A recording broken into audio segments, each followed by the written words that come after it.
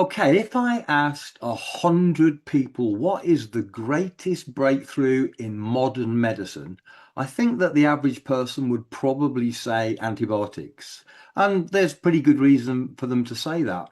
But what if one of medicine's greatest breakthroughs also created one of modern health's biggest challenges? And today we're going to explore gut dysbiosis, and we'll be explaining what that is if you don't understand the term. But why is it that the microbiome has become one of the hottest topics in modern health research? And we're going to be talking about a fascinating new breakthrough, an antibiotic resistant probiotic. And again, we'll be explaining all of this as we go, because for decades we've been focused on killing bacteria. But what if the next frontier of health is going to be more about repopulating the bacteria that we should never have lost? And that's the topic today. And joining me is Rebecca Paget, and we're going to learn more about Rebecca shortly. But first, there's a remarkable story behind the antibiotic resistant probiotic I just mentioned, one that spans decades of research, Cold War era science, and it's an incredible story. And I'd love to start off, because I know Rebecca knows this really, really well. I'd love to start off by just sharing a story that I found absolutely fascinating. So, Rebecca, it'd be great if you could start there, and then we'll talk more about it from there. Thank you for making this call with me, Ethan. It's nice to talk to you again today. So the history of the probiotic started way back in 1855 in Russia, and it came about when the scientists working with Tsar Nikolai I were observing nomads traveling with food, and they discovered that the food they were traveling with didn't rot or spoil, where the same food on a shelf in a house was rotting. And they started to say, okay, what's the difference between the two? And they observed that the nomads were traveling with the food contained in the gut of a lamb. So they analyzed the gut of the lamb and they discovered bacteria within. That study followed on, and the bacteria was discovered to be the same bacteria in all mammals, including humans. So the bacteria is Lactobacillus acidophilus, and it is created at gestation 6 months in human babies. It's there to build the microbiome and the immune system of the unborn baby, to protect it from any assault the mother may be exposed to, but also to prepare the baby for joining the world with a very pure and beautiful immune system. Sadly, when the baby's born, one of the first things we do is vaccinate them, and that starts to destroy the bacteria they're born with, and it starts to create that imbalance in bacteria, which we all have in our gut. We do need the good and the bad, and that's what creates the balance of the bacteria in the gut. Mhm. So the vaccinations are the first point of where the destruction begins.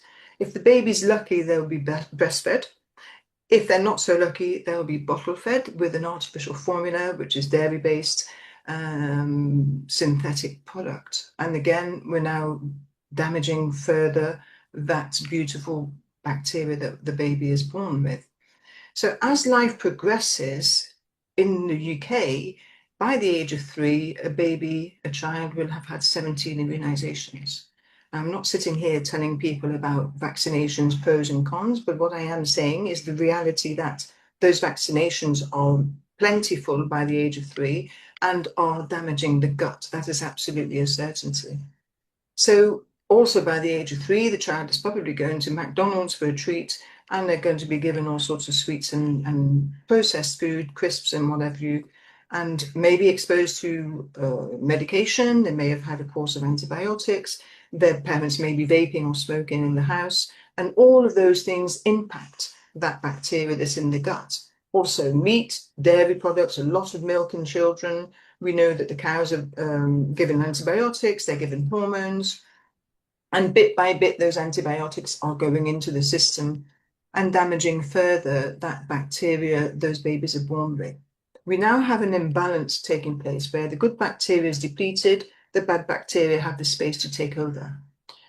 Then we move on from 3 and carry on going through the times and the years, and we get to the ripe old age of 40 or 50, and things start going wrong in our health. Now, that is a build-up of the damage in the gut. And you know, with all the scientific research that has taken place all these years, that all diseases are caused by inflammation. So as soon as that gut is starting to have an imbalance and we have inflammation taking place in the gut and residing there, we have a whole range of other problems taking place, because if the intestine isn't working properly anymore, we have an accumulation of mucus, we have a whole variety of worms and parasites and flukes taking place in there, and they're taking up residence, living a life over there, being fed and watered every day, and that is damaging further our immunity. So going all the way back to 1855, when they discovered that bacteria, the research took place with the means they had in those days. And the Lactobacillus acidophilus was used in many research in many, in the beginning of the 1900s, some Nobel Prizes were awarded for understanding what that bacteria does. And then the research was closed and shelved and put away because they didn't have the means to continue any further. And it was left that way up until 1980. And in 1980, a bioscientist in Russia was sent to Japan for a conference. And she discovered while she was there that Japan was creating a bioweapon destined to destroy 25% of the world population. So when she returned to Russia, she was bound to tell her superiors, and the KGB decided to open a laboratory and start working on how they protect their Russian people from a potential bioweapon. So thinking in the 1980s, what would a bioweapon look like? It probably would look like a bomb. But looking at it from 2026, we now understand that that could be COVID or something in that line. So at that time when they started the research, a general was appointed the research to be the head of the research. And instead of looking forward and trying to create something which could potentially protect the people from these bioweapons, they decided to move back in history and take that file back out of the archives and start studying the Lactobacillus acidophilus bacteria again. And what they started to do was adapt it to be resistant to any of those chemical attacks that could potentially happen. One of those studies and one of those research they did was for it to be resistant to antibiotics. So what does that mean in real terms? If a bacteria is resistant to antibiotics, what does that mean? So let's imagine that we have sinusitis and we go to the doctor and they prescribe antibiotics for 5 days. We know that the antibiotic is going to damage the flora of the intestine, damage the immune system and the microbiome for a period of time until it can repair itself and rebalance itself. That could be any variety of time depending on the condition of the patient. What antibiotic resistant means in this product, it means that the bacteria that we are born with has been adapted to be resistant to the antibiotic the patient takes. That means in this instance, the patient takes the antibiotic because it's probably saving their life if they have sepsis, let's say. Yeah. But the bacteria will not be destroyed by the antibiotic. It remains in situ, it remains healthy, continues to proliferate, and it is intact, which means the patient's immune system has not been impaired by taking the antibiotic. If you think about it, if the patient's sick and they need to take antibiotics, they don't want on top of that to damage their immune system, because that makes them more susceptible to further disease or longer recovery. So in this instance, you've got the bacteria in place, it hasn't been damaged, the antibiotic does its job, fixes the patient, and everything is working fine. So the research continued in Russia from 1980 through to 1986, with that general in charge, taking all of that research in hand, with the lady who went to Japan So the bioscientist was working with him. Her name is Galina Maxinova, and the product Maxilin was named after her. So in 1986, the Chernobyl nuclear disaster took place, and the general was appointed the task of going to Chernobyl with a team of 40 scientists to assess the damage of the radiation that had taken place. They were there for a while, more than 5 minutes and probably weeks. I don't exactly know what they were there, how long they were there for, but they were heavily radiated in any case because ground zero Chernobyl was not a good place to be. Oh. When they returned back to where they had doing their work, the 40 scientists got sick and died, and the general did not.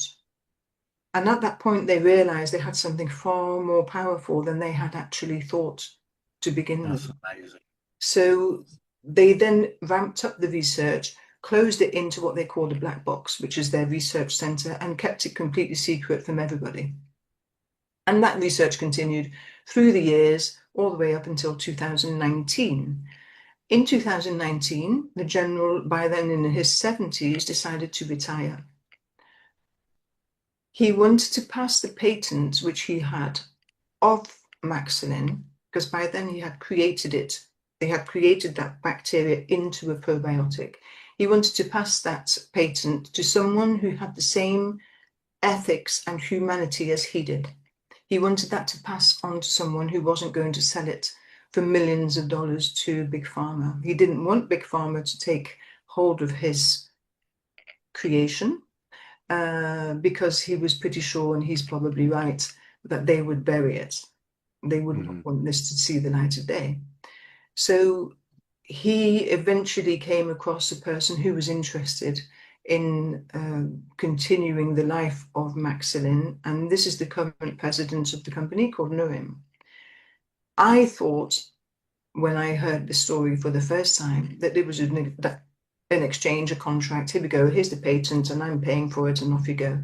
But that wasn't the case. I was very blessed to have lunch with Noem in Bulgaria in May, and he told me the story that, in fact, no, that's not what happened. When they met, the general said, I need to be sure that you are the right person to take this patent. And it wasn't on the say-so or on his CV or whatever that might be. He wanted to work with him for a year to perfectly understand what his character was, what his intention was, to get his business on the way, and then only to pass the patent to him, which is what they did. So for 1 year, Norim worked with the general. He set up the network marketing business of Energy Max Group and started to share this Maxilin with the population of Russia, Kazakhstan, Uzbekistan, Mongolia.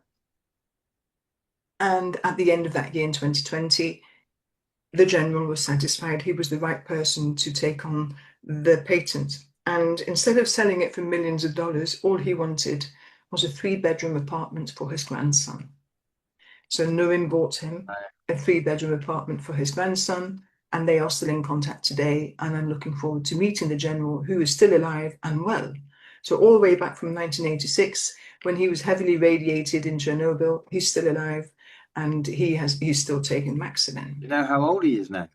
He's 83, I think. I think he's about 83 now. I'll let And you his know. name, his name, I do know his name, but it's a Russian name. I can never remember it. Do you remember it Oh, I can't or no? remember. I can Yeah, tell it's you. hard. I can almost definitely let you know, but I certainly can't even speak it right now. So I Yeah, do. I've read it, but You're catching me yeah. out there, Ethan. Catching myself out because I've read it, but I can't say it. So No. So yes, so that's how the beginning of Energy Max Group started. So Nurim then took on the role of Energy Max network marketing business, and through 5 years, so from 19 until 2025, he developed this business into 60,000 people partnership in his company. And all is great. Now, in a parallel story, we have the other co-owner and CEO of the company, who's called Armand Monieks. And I met him by chance in September. There was nowhere in the universe I was meant to meet this person, but I did, because he's the friend of my friend, and they've known each other for 10 years, and they decided to meet up for a coffee. And I said, oh, you guys have your coffee and I'm going over there and I'm having my Zoom calls. So I made them their coffee. They went into the sitting room. I went into my bedroom and I did my Zoom calls. And two hours later, I came back out and my friend was calling, Rebecca, Rebecca, come quick, come quick. Oh my gosh, you've got to listen to this. And I thought she'd fallen over and she was screaming for help. And I got there and he was still there. And I said, oh, okay, And she said, you've got to listen to this. Oh, my goodness, you're never going to believe it. And I said, what am I not going to believe? And she said, Armand has just told me he has discovered an antibiotic-resistant probiotic. So I said, I need to make a coffee and sit down. So I made us all a peppermint tea and we sat down and Armand's then explained to me what this was. And he stayed for 6 hours. We just couldn't stop talking. This was an immediate connection on something which was unbelievable for me. 4 words, antibiotic, probiotic, antibiotic resistant Yeah. probiotic. And I thought, That was what I'm got in. me. Yeah, I was the same. When I heard that, it's like I know how big a deal that is. That's a huge deal. Right. So Okay. my history, for those who don't know me, is that I actually was working in the medical world all of my professional life. I started in ICU neonatal units, working with very premature babies in intensive care. Then I moved into private nursing for babies, and then I went into pharmaceutical research. So I saw both angles of the story. I saw the medical side, where people are being medicated to be better. And then I saw the pharmaceutical side, where we are producing the medication to make people better. And my eyes started to open and I started to think, well, perhaps this is not exactly what I thought it was. And privately, I chose to move away completely from all of that and treat my own body in a natural way. So it was quite a contrast of being in the medical world and the pharmaceutical world, where I was choosing actually to not be involved in that and to treat my body naturally. So when he said antibiotic resistant probiotic, my first thing was that doesn't exist. Hmm. So I need to know more. As a scientist, that's what you need to know. So what, how, when, how, and it's not possible. So we spent those 6 hours talking through all of this, and I was absolutely in awe of what I was hearing because I understood immediately how powerful this is going to be in helping restore gut health. Yeah. And helping restore gut health is where immunity is. And if we are helping immunity, of course, we are going to be able to help people restore their health Hmm. at any level that might be. And so that was my main attraction to what he was saying. That following day, we were flying home. So I said, give me as much information as you can so I can read on the plane. And then when we got back on a Zoom and I needed to hear it all again, just to make sure this was exactly what I had understood. And it was. So Armand met Nurim because he was looking for something which he could help humanity with. And the reason for that was Armand is a very prolific business person and investor. He has created a big fund. His ethics are helping people. But before that, he was a network marketer, very, very successful one, with a big team of 804,000 people. He was inducted into the Hall of Fame with Eric Worre. He went to GoPro and spoke on stage in Las Vegas. And he got private training with Eric Worre at his home. He was a very, very good top 20 in the world network marketer. And with that came the gold watches and the cars and that life that a young, successful guy will enjoy. But he broke his back. And when he Oh. broke his back, he had to have surgery. And the night before the surgery, the surgeon came to him and said, this is a 50-50 situation. You may walk again, you may not walk again. And there was no guarantee on that. And that night he was lying in his bed, looked up to the sky and prayed to his God and said, if I can't walk again, I don't want to be a burden to my mother and I will have to leave this earth. If I do walk again, thank you, God, for giving me a second chance. And I am going to be taking that chance to help people. So his journey from there, because he did walk again, was to help people. And he met Nurim and found Maxilin. And that was an immediate solution to him to help the people he wanted to help. And they became partners in business. So they are now the co-owners and CEOs of Energy Max Group. When he met Nurim, he said, "You've done 4 countries in 6 years. What's going on, bro?" And Nurim said, "Bro, I can't do more than 4. I'm on my own." So he said, "No problem. I'll do the rest." So they got 186 patents to open 186 countries. And they're now opening a global company. So we're sharing Maxilin across the world. So when I met Armand in September, he had just become a partner of Energy Max Group. And I said, "I'm going to open England and the UK," which is what I've done. So I came on board immediately in working with Armand's and Nurim and the laboratories. And I've been helping with my little bit of knowledge, which is contributing towards producing a new formula of Maxilin, because we changed the formula between the Russian production that was being used to a new production in China. The first thing I wanted to do was remove the dairy. I decided that I don't think the Western world are that keen on dairy anymore. Remember, in the dairy there are antibiotics and hormones. A lot of people are intolerant, a lot of people are allergic, and a lot of people just don't want dairy products. So I thought by removing that and making the product vegan would be a far better spread and a safer product all around, a nice, clean vegan product. So instead of fermenting the bacteria on a milk product and making it into a kefir type drink, it's now fermented on grapes, which is a far healthier option. I was also instrumental in changing some of the ingredients, which I didn't feel were clean enough for the beautiful bacteria that we are born with. Why would we add stuff which isn't clean when we got something perfect to start off with? So then we started the production. So when I joined in September, there was no factory, no product, no business, no global expansion available because we had no licenses, nothing at all.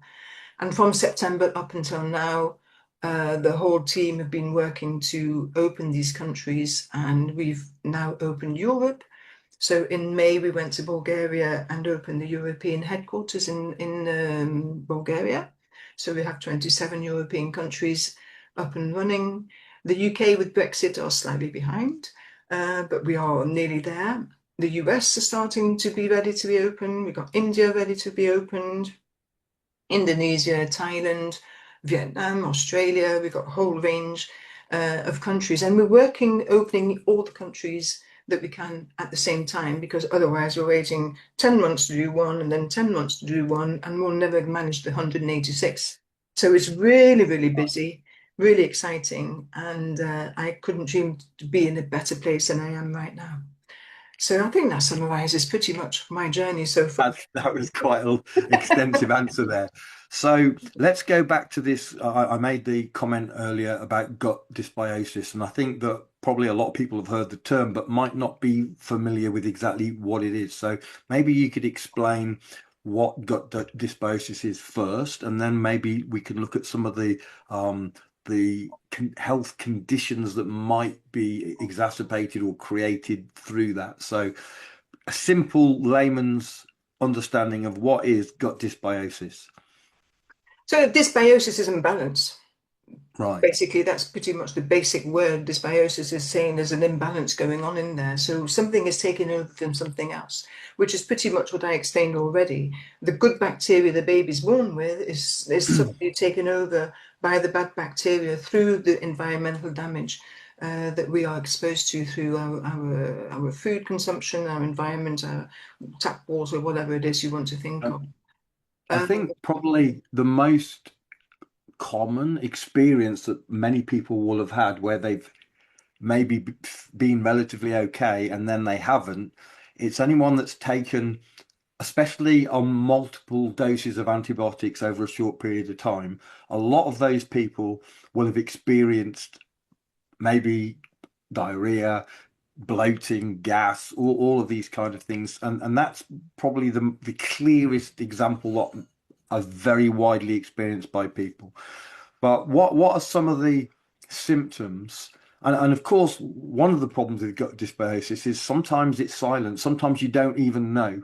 You're not aware that you've got these imbalances, which are creating problems, but they're silent problems.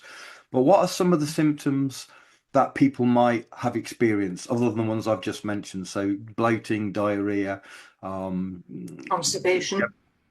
Yeah, constipation, gas. So constipation. the bloating, all of these things are starting to happen when the imbalance takes place.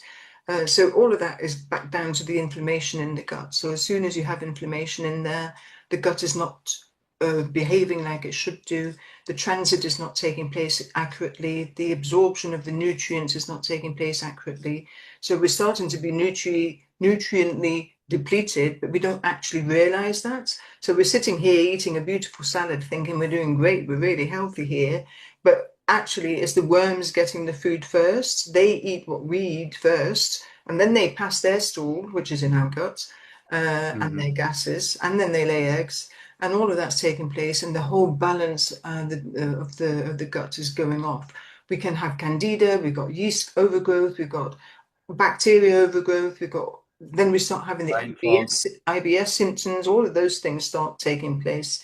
And of course, all of those things are leading to exactly what you said, brain fog, tiredness, bloating, dry skin, losing hair, all of those small symptoms that people don't really pay attention to are an imbalance in the gut. But more fundamentally, what we don't realize is the more damage the gut starts to have that is silent, we have an accumulation of inflammation and mucus. By that time, the liver is getting a bad signal from the gut. The liver is sending the wrong signal to the gallbladder. The gallbladder then is giving the wrong kind of bile back into the intestine. Instead of it being a nice fluid bile to ease the digestion, you've now got a thick, gloopy bile coming out into the intestine. That starts to get stuck in the little villi, which are lining the internal area of the intestine, which is the villi are there to help pass stuff all along the journey. So you now got thick, gloopy bile stuck in the villi, you got the mucus in there, you got the inflammation, you got the worms, you got the flukes, you got everybody having their swim about. They're laying eggs. So also what's happening when all of that happens, you've got the inner lining of your gut, which is getting congested, which is proving a problem for the food passing through and the stools passing through, which is causing gas, is causing constipation, blockages, bloating. But the worst thing is, at that point, the gut lining, which is extremely thin, is now pulled to pressure and starts to have the minute microscopic leak. We now have Right. a leaky gut syndrome. So what is a leaky gut syndrome? It is exactly what it says. You have a leak in your gut, which means the contents of your gut are now seeping through the leak into your bloodstream. So in a simple way, one red blood cell, its job is to carry oxygen, which it picks up going through the lungs, and nutrients. And that one red blood cell carrying nutrients and oxygen is traveling all around the body, feeding nutrients and oxygen to all of the millions and trillions of cells that we have to keep them all healthy. If we have a leak in the gut and we have the contents of the gut going into those red blood cells, we now have oxygen, sort of nutrients, inflammation, mucus, worm eggs. Now we've got a red blood cell carrying all those things across the body to all of the cells in the body. But we don't realize this is happening until one day we wake up, we think, oh, I've got a patch of eczema. I'll put some cream on it. That's not going to help. What's happening is inside. So we start to have a damage to our cells, which has been caused by the inflammation that's been traveling through the red blood cells. This is the beginning of disease. It can present as a patch of eczema, it can present as a patch of psoriasis, can present as a sinus infection, can present as kidney stones, anything at all. The damage is starting to take place when the inflammation is carried through the blood to every cell in our body. Wherever our weakest point is, that's where the disease will begin. Okay, so so I've been nearly 4 decades in natural health now as a holistic practitioner, and so I've seen these problems firsthand over and over and over again. So, and we have a whole massive range of probiotics that we got.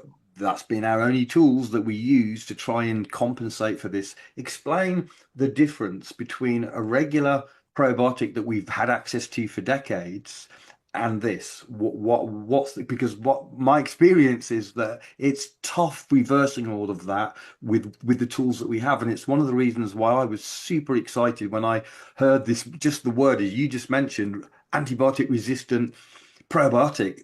Just that for me was like bang, like wow, what's this? I need to know more immediately, because I understood that you can put whatever probiotics you want, and assuming that it's a well-made probiotic that gets to where you need it, but it's going to be damaged and killed by the chemical mess that's made up in our gut, in particularly antibiotics, but not just antibiotics.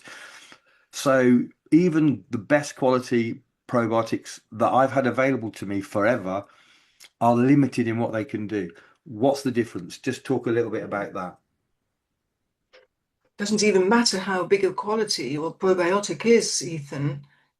Most of them don't even make it through the stomach acid. Hmm. That's So, true.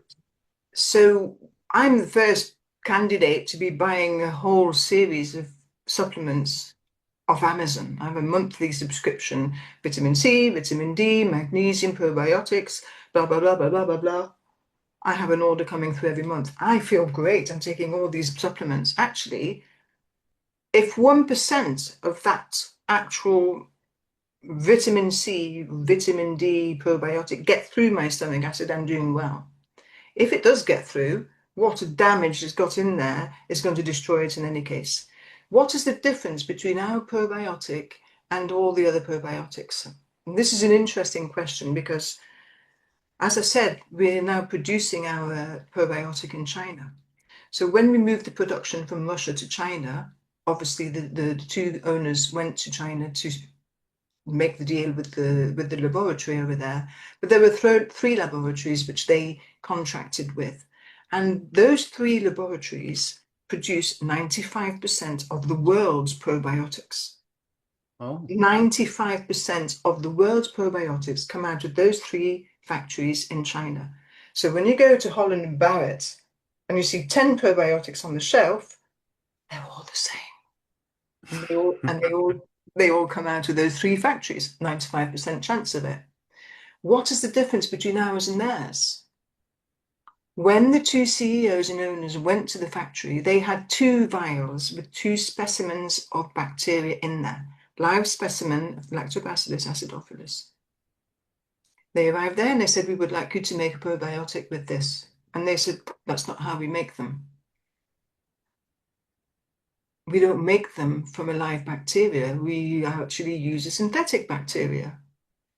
Okay, Mm. so 95% of the world probiotic are actually a synthetic bacteria. Now we know. So when they arrived with their two vials with their actual live bacteria in there, they snatched their hand off. Of course, we'll make it for you. So our probiotic is made from the natural, pure, live bacteria, which is given to us by God at 6 months gestation. All the other 95% of the probiotics in the world are synthetically made. So that's the baseline. Now, what is the difference when you take them? Along with being adapted to be antibiotic resistant, the probiotic has been made to have a protective encapsulation to get through the stomach acid. And this is the key here, because whatever we're absorbing has to go through the stomach acid.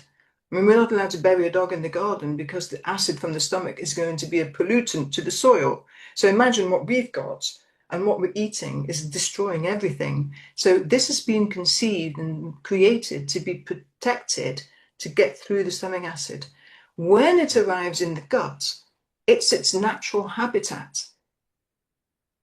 So immediately it's finding itself where it's meant to be and it starts to multiply. We know after day 3 of taking maxilin, it's starting to multiply within the gut and it's going to continue and repopulate the gut to how it's meant to be. When you're taking your best probiotic that you probably spent a fortune on, whatever residue actually makes it through the stomach acid and arrives in the intestine, it's thinking, where am I? This is not my natural habitat. And it goes out the exit with all the rest. So it never actually has a chance to do anything. This probiotic is very different, and that is actually going back to where it's meant to be, and it repopulates the gut. That's the difference between the two. And that's without discussing the resistant to the antibiotic that may well be in your system. And that's something worth commenting on, because some people may think, but I haven't taken antibiotics in years. But you do. But You eat, right, you, so you eat so meat, you eat meat, you're drinking milk, all of these things have got antibiotics in them. Even children who are eating a piece of ham or whatever rubbish they're going to have, they've got antibiotics in them because that's what they give the animals, or chicken, or whatever. They all have these things because they have to keep the animal healthy before it's made into meat for us. and even the water, right? Even There's even water, even yeah. water, So even water. so we're And all being hit they have with to kill all the germs. right. So we're all being hit with antibiotics, albeit at small doses in the water and so on. It's not the same as actually taking a It's a medication of medication. antibiotic, Yeah. but it's drip, drip, drip, drip, Every constant single day. into our Imagine every single day. Someone's eating meat, drinking milk, whatever, or whatever, fish, doesn't matter, water, all of these products where the antibiotics have been added. And that's without right, talking about hormone damage, because we've got all the hormones in there as well. And remember, right. the gut is where the hormones are made. So if your gut is damaged, you're also impairing your hormone balance. So we've got all of the dysregulation of the hormones. What are the hormones? It's the thyroid, it's the reproductive system, it's the mental health. All of those things are taking place as well when your gut is not healthy.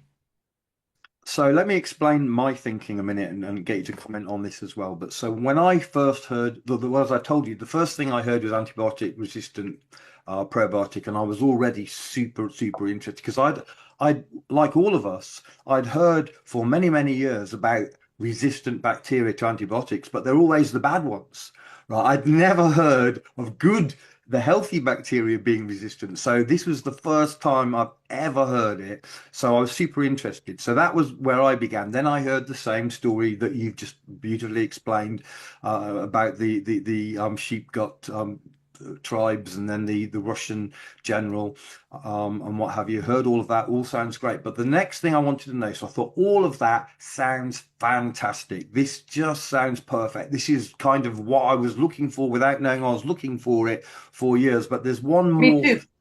Right. So yeah, we're on the same page because we've come from with slightly different approaches, but we've seen the problems created. But there's one more piece that I always want. When I see studies and I hear the stories and all the rest of it, and I love that.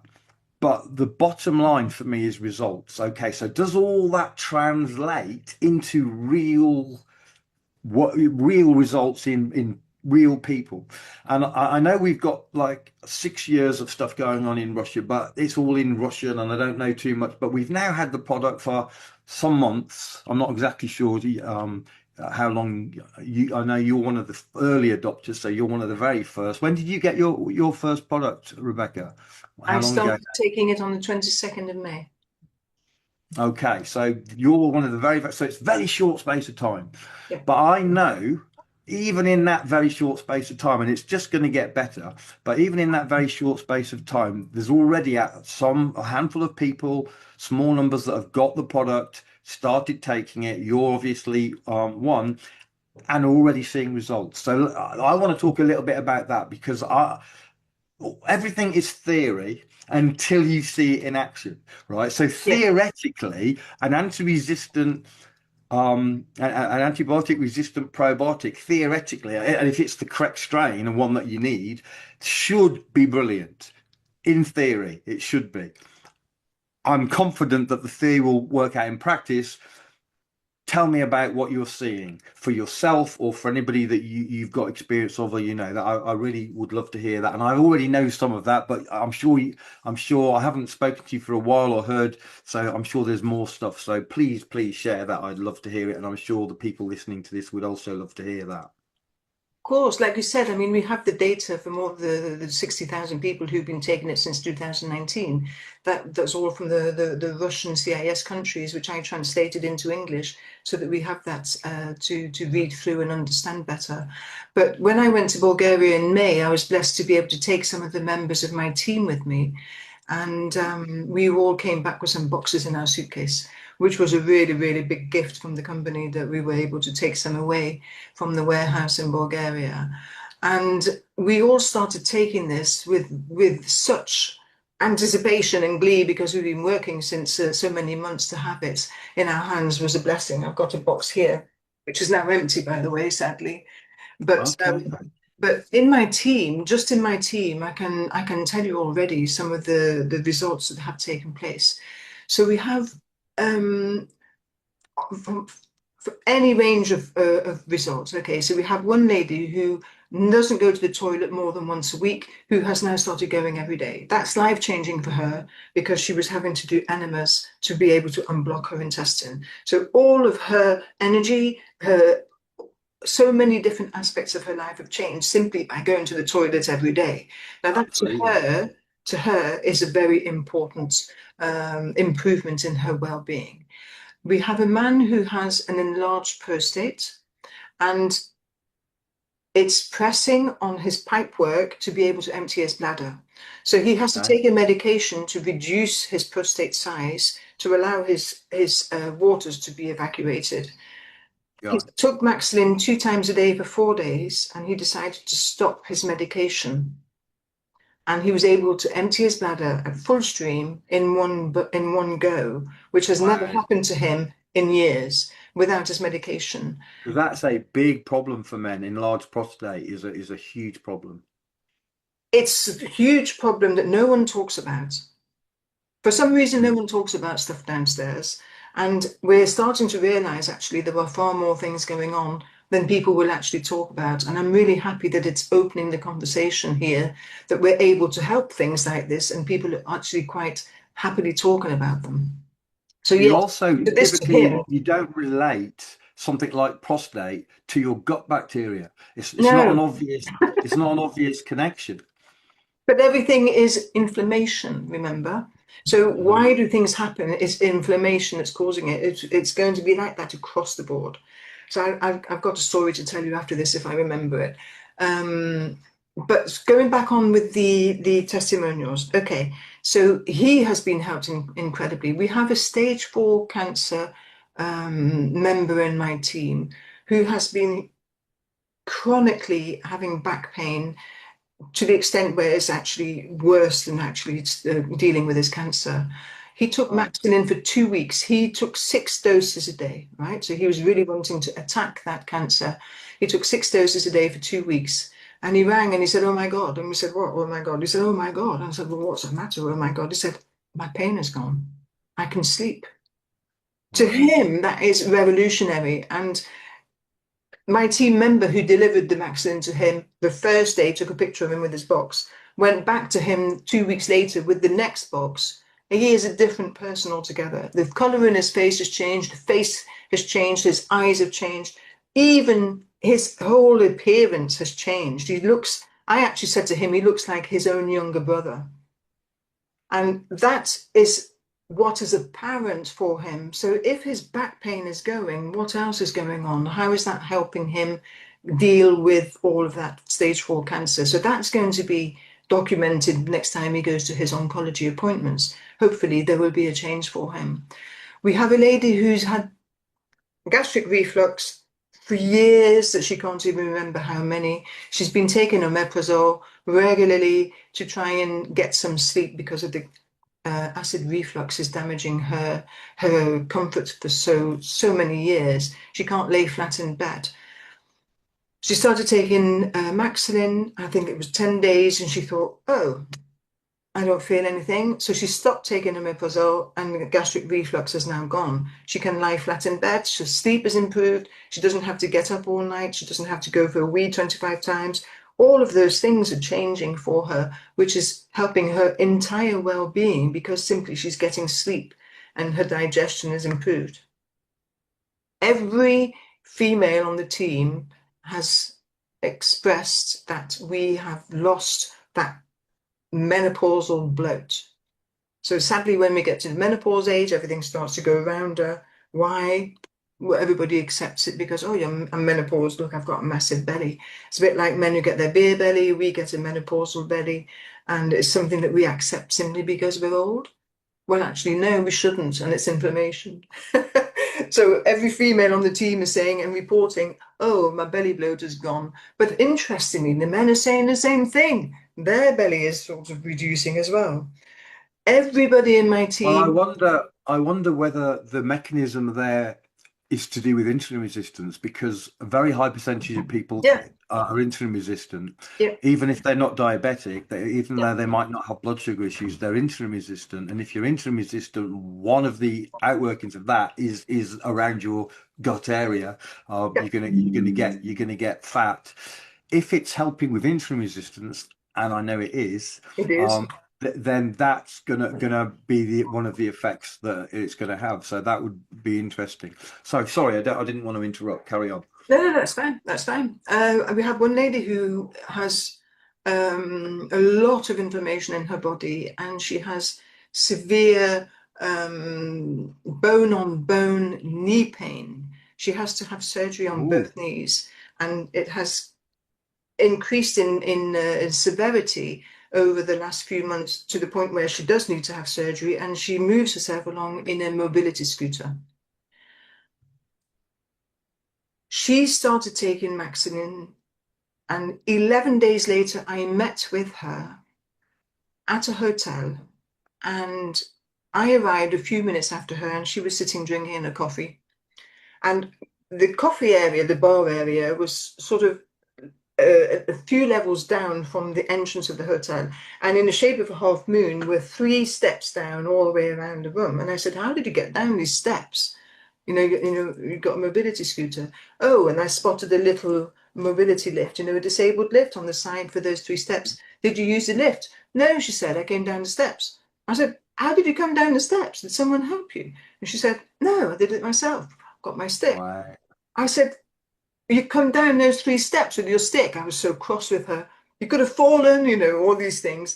And she said, actually, when I left home, I thought to myself, I don't need my scooter today.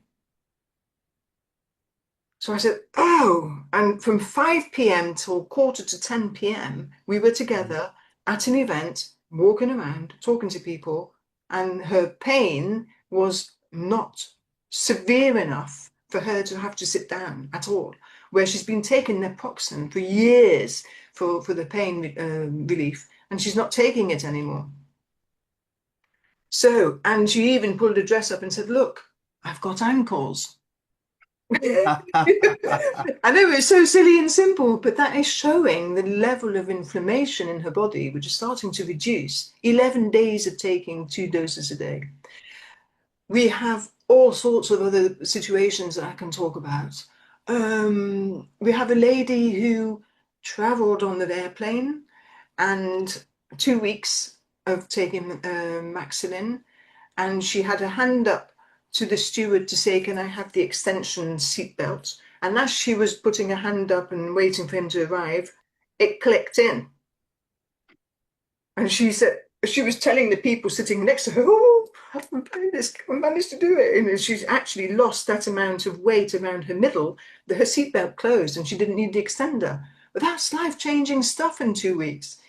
So if that's Crazy. happening on the outside, this is what interests me, is what is happening on the inside that we actually can't see or measure at the moment. So all of this is going to come out when people are actually going back for their blood test checkups and MRIs or whatever it is they're going to be doing in their natural course of following their normal routine medical treatments, if they have any. And those are going to be measurable results. And this is what we've observed already in the 6 years of testimonials. we're only 1 month in, or 6 weeks, or whatever it is. So this is the kind of thing that's starting to happen for us around here. And we have one lady who has been taking antidepressants, and she's feeling like her mood is elevated, and she doesn't feel like she's dependent on those antidepressants anymore. Where she felt low in mood with no energy and brain fog, she could only do one thing in the day, like go to the gym. She couldn't go to the gym and go shopping on the way home. It had to be either Right. go to the gym or go shopping. And now she's full of beans and creating all sorts of stuff and making her art, and all of that has changed for her. So what's happening inside as well? Right. Yeah, the outside is just an The repair expression. of the gut is taking place. We know that's happening scientifically, but all those superficial changes in the symptoms are indicating that there's something very deep going on inside, and that's what's important. And the story I want to tell you, I had a conversation last week with a doctor, and he had no idea about Energy Max. It had nothing to do, that conversation had nothing to do with this, okay? So he doesn't even know Maxilin exists. He started off with a pharmacology degree, then he did a biology degree, then he did a medical degree. And the reason why he did the medical degree was because he wanted to work in natural health. And if he wanted to be a nutritionist and natural health doctor, he needed some clout to have a voice, because otherwise they'd say, oh, he's just a nutritionist. So he did a medical degree to then do a nutrition degree to Wow. be able to Okay. have the power to That's talk about natural health. that's commitment. It is commitment, and it's also education, and he understands everything about natural health now. He has created a scan, which is a thermoscan, which analyzes temperature in cells. His specialty is breast health.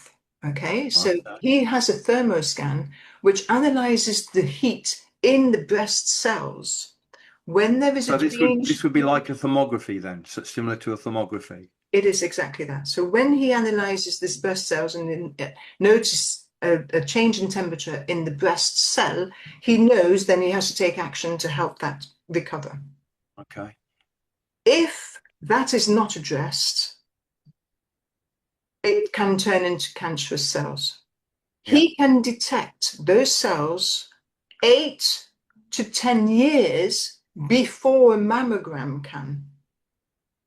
Okay. So I said to him, how can you even know that? Because if you're addressing the problem when the change of temperature occurs, how do you know it could possibly be 8 to 10 years before a mammogram detects it? He said, because we work from the other end. So when a mammogram detects a tumor the size of a grape, that constitutes 500 million cancer cells. By the biology multiplication of cells, 2 becomes 4, becomes 8, etc. So they can just go backwards. You work backwards. How many times 500 million cells takes? It's 8 to 10 years. So he can identify a change in temperature in this breast cell 8 to 10 years before a mammogram can tell you have cancer. So I asked the question, remember, he knows nothing about all of this. What causes the change in temperature in a breast cell? Inflammation. Absolutely. I think inflammation is the driver of just about every chronic disease. You can't, if you go to Google or AI, whatever, and you put a disease name in, fibromyalgia, multiple sclerosis, whatever it is, Parkinson's, and you say something along the lines of, are there any links between this disease state and inflammation? Always the answer is yes. Inflammation is just underlying everything. And so that inflammation would appear to be largely being driven from the gut. And as you were explaining, the leaky gut, and it's coming out into your blood and it's spreading that inflammation everywhere. Yes. That makes this so powerful, because if you can cut that off at the head and deal with the inflammation from the gut before it moves out from there, it's just mind-boggling, because inflammation is the problem. It is. So absolutely fascinating. Absolutely fascinating. It is. Yeah. So they estimate now, having all the studies in place, that's restoring gut health with Maxilin can take 8 to 12 months to be fully restored. Of course, if you're looking at a 10-year-old child, it will be sooner than a 50-year-old adult because they are exposed to less damaging during that lifetime. So 8 to 12 months to restore gut health. Why does it take that long? Because, for instance, we know the skin renews itself every month. Yeah. Right? Skin cells. Yeah.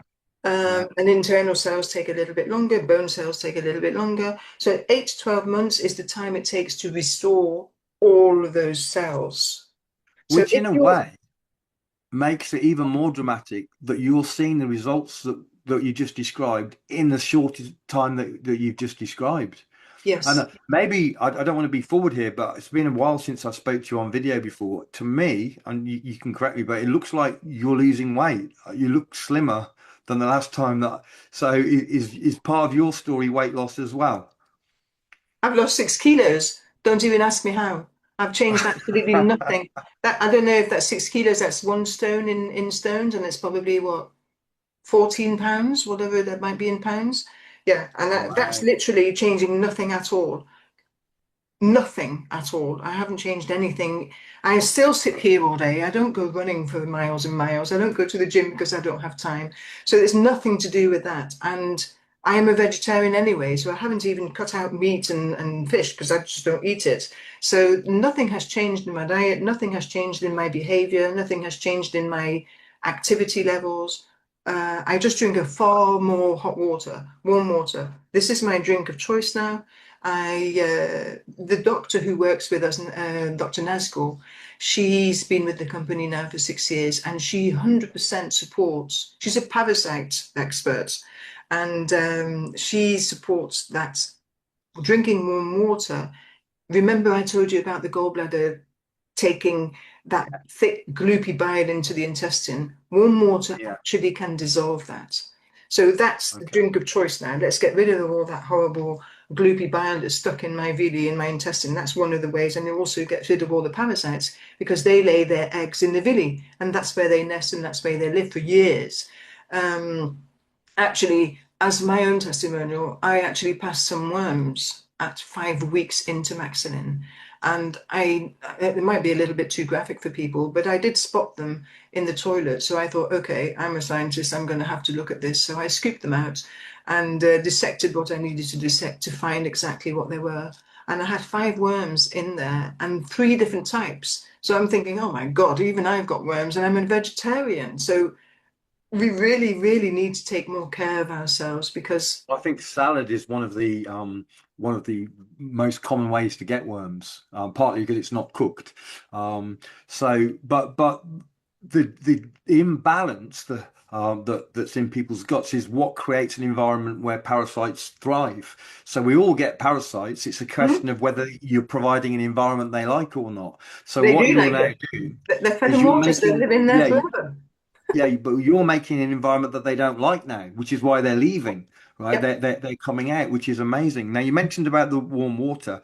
I've Yeah. heard that many people are on this are finding that their tastes are changing for healthier things naturally. They don't want the crap anymore so much. They're actually leaning more towards healthier stuff naturally without willpower. Is that been your experience as well? Have you heard that? The entire team who have been taking Maxilin have reported exactly the same thing. And this is not by, oh yeah, me too, me too. When we all went to Bulgaria and we distributed these boxes, I asked everyone to keep a diary. So I asked everyone day 1, day 2, day 3, I want you to express what you're feeling, what you're thinking, what are you, whatever you're observing. And it turns out that everybody was saying the same thing. After we'd done 1 week, I said, okay, let's get on a Zoom call, let's share what we found. And everybody was saying that those cravings have gone. Now, whatever the craving is, whether it's to go to the fridge and eat cheese or eat crisps or chocolate, whatever everybody's craving is, suddenly you don't even think about it. And that is the truth. I'm not saying this to sell the stuff. I'm telling you, this is the truth. This is exactly what's happened. You don't even feel like you want to be eating this stuff anymore. And it's a weird feeling if I am a sweet tooth person. Right. And I would be reaching for a piece of chocolate at any day. If anybody turns up with a cake, I'm happy. I don't want them. It's not even in my brain. It's like I detest cigarettes. So I would never even dream of going for a cigarette, would I? So I'm God, no. likening this Yeah. experience to that. I don't even think about it. I don't want it. I don't focus on it. I don't have any. And it's not because I'm trying to be good. It's just that it's just not even there anymore. It's just not present in my That's brain. And that's everyone's everyone's reporting the dream. same. Right, that's everyone's dream because, like you, I've got a sweet tooth. It's very difficult if you've got to live your life by willpower to fight something that you're seeing every day, all day, wherever you go. It's an almost impossible fight. The dream is to not need the willpower because your desire for something bad goes. And wow, and that's going to also be part of the weight loss thing then, because you're just not wanting to eat the foods, but then also your metabolism is improving because of what it's doing in your gut. The inflammation is going down. You're receiving the nutrients that you weren't receiving before. So you don't have one of the reasons that we have the desire to eat is it's our body's craving nutrients because we're not absorbing them. So now you're starting to absorb them. So it's just every angle that you look at is being helped. This is I can't hardly believe it that I'm alive to see this breakthrough because I honestly think this is going to be. I can't think of a breakthrough in my life in health that's as important as this. This is just huge, huge, huge. So it's so exciting hearing the stories, and I know there's many, many more stories, especially if we go to Russia, where they've had it for Yes. longer Yeah. and what have you. But that was the piece that after all the evidence and the science and that's gone behind it and all of that and the story which and the general who survived Chernobyl. I mean, come on, Who's still alive survived today? and still alive today. And we all know we're being bombarded with various toxins from various sources. Those of us that are in natural health are very aware of that. Did you know there was something that you could survive Chernobyl? We didn't know that. This is new. Like, so, um, this is something that's going to help us live and unfortunately, in the toxic soup of a modern world that we're in, we need to fix that. So I just can't wait. I haven't tried the product yet. I haven't got it. It's going to take me a while because I'm in Brazil and you can't get it in Brazil. I'm going to probably end up flying to Yet, yet, Bulgaria. yet. Yeah, well, yeah, but Brazil's tricky to get stuff into, Oh, no, seriously. no, no, no. But Let's have positive mindset. It's going to be fun. well, okay, but I'm not waiting for that. I'm flying somewhere. I don't know where yet. Bulgaria, maybe. I'm in Yeah, Thailand at the end of September. Maybe we can get there it you to go. You can Thailand. get it from there. Okay, so we'll get it there. But this is absolutely amazing information, Rebecca. I really appreciate you sharing that. Is there anything else that you feel that people should know? I don't want to make this too long because people have limited attention spans. And we've talked for a while. But is there anything else that you'd like to share that you feel people should know? If people want to that have got a heart like I have and you have to help other people, they can get involved in this, right? And why is now a great time if you have a heart to help people, why is now a great time to get involved? Maybe share a bit of your thoughts on that. Because we have 8 billion people to help. We do. Wow, what a great answer. We have 8 billion people to help. And yeah, let's get cracking on that. Hey, I want to help those, and we can start with helping ourselves and our families and loved ones, but we need to get this information out everywhere. Now, what would you say to people because the company has taken the route to go on what some people call MLM or networking? Some people have a negative attitude to that. Have you got any thoughts that you'd like to share about why the company has gone that route? Rather than try and get it into stores, for example, or why this route? The original business was set up, as I said, in the CIS countries as a network marketing business. Okay. When our mans joined the company and decided to go globally, he is aware that some countries don't allow MLM businesses simply by law. So he said, why should the people of Saudi Arabia or China, where the MLMs are not legal, not be allowed to take Maxilin. They can take it too. So they have devised a way where there's a network marketing aspect to the business, and there's also a direct sales aspect of the business. So that's going to be developed also. So people who don't want to be involved in network marketing don't have to do that part, but they can then say, okay, my health food shop at the end of the road has 10 probiotics on its shelf. Maybe not the best ones. Maybe they'd like to sell Maxilin, and they can then have a direct sale to the health food shop and do their business that way. Why have they chosen, and that also covers the countries who can't legally do MLM. MLM, Right. by the way, is a very noble business. It's like going to the cinema to watch a film and saying, Ethan, you really must go and watch that. It's amazing. Mm-hmm. Why is telling someone that Maxilin is amazing, but it's an MLM product, makes it less valuable? That's their own mindset, I think. But why has it been set as a network marketing business? There's a reason for that. We have, when I met with Novim, the president of the company, he said we have 3 to 5 years to reach as many people as we possibly can with the knowledge that Maxilin exists in this world before the big pharmaceuticals find us. Typically, pharmaceutical companies look at MLM network marketing products as being a bit rubbish. They're never going to be as good as the medication that they produce. So they don't really pay too much attention to network marketing products. So if we are networking marketing products, then we are flying under the radar of their attention. And that's what we want to do, as long as we possibly can, that they don't pick up on what we're doing or what we are or who we are. And being a network marketing product is the best way of doing that, because we're not putting our head above the parapet and saying, hey guys, look at us. We've got a natural product and we're in competition with you. They're not going to want that.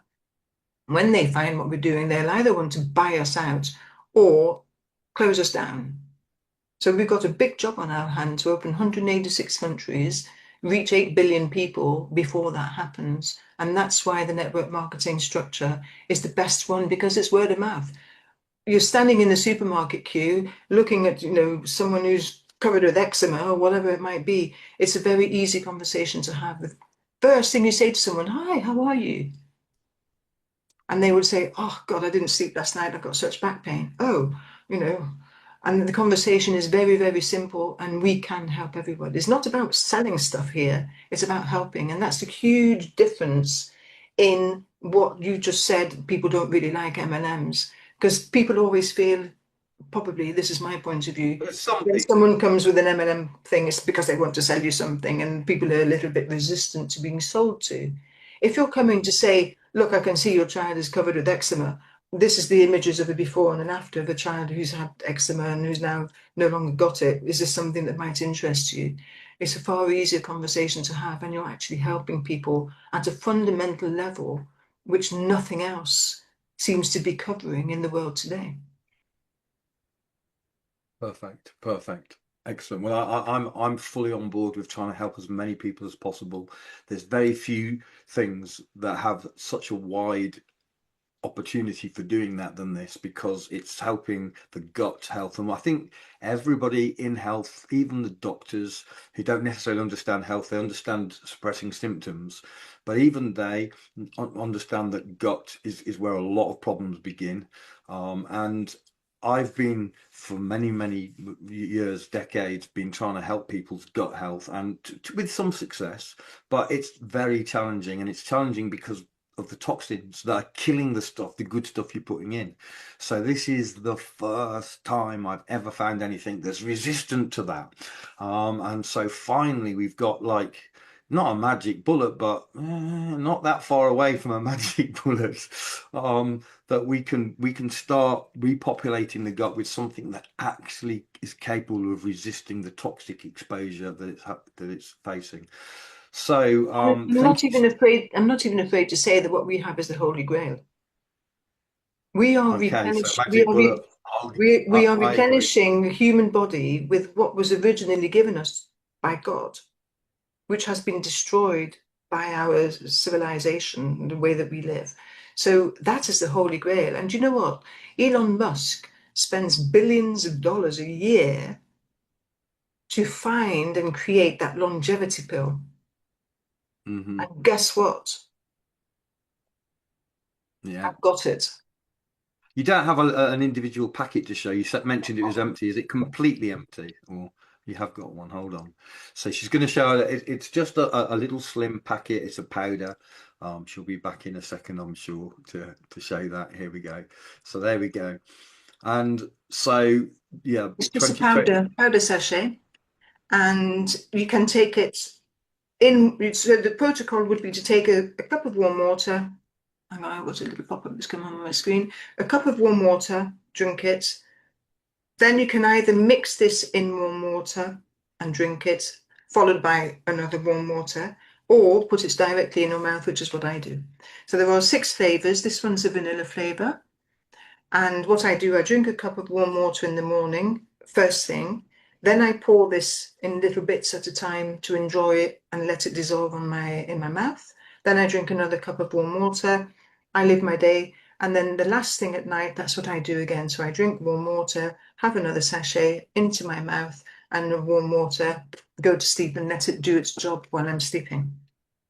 When you say warm water, Yes. what kind of is it tepid, or is it like hot like tea? What would you mean by warm? No, not at hot like tea. No. So it's I boil the kettle, let it sit, and then I pour it into my cup and then I drink it. So it's not boiling at all. It's just between hot and warm. Well, I'll put my it's thermometer hard. in it for you tomorrow, Yeah, Ethan. yeah. You need to measure the temperature. But it sounds like hot, but not boiling. No, no, not Um, boiling at all. I wouldn't be able to yeah, drink it yeah. No, then. that's what I said. No. So like Okay. when I make a tea and it's just made, it's too hot. I have to let it cool to. I would call it drinking temperature. Maybe your warm is drinking what I would call drinking temperature. Maybe I don't know. I'll play. I'll play with that when I get it. Okay, so listen. Thank you so much, Rebecca. I appreciate your time, your expertise, and the knowledge that you've gathered over this time.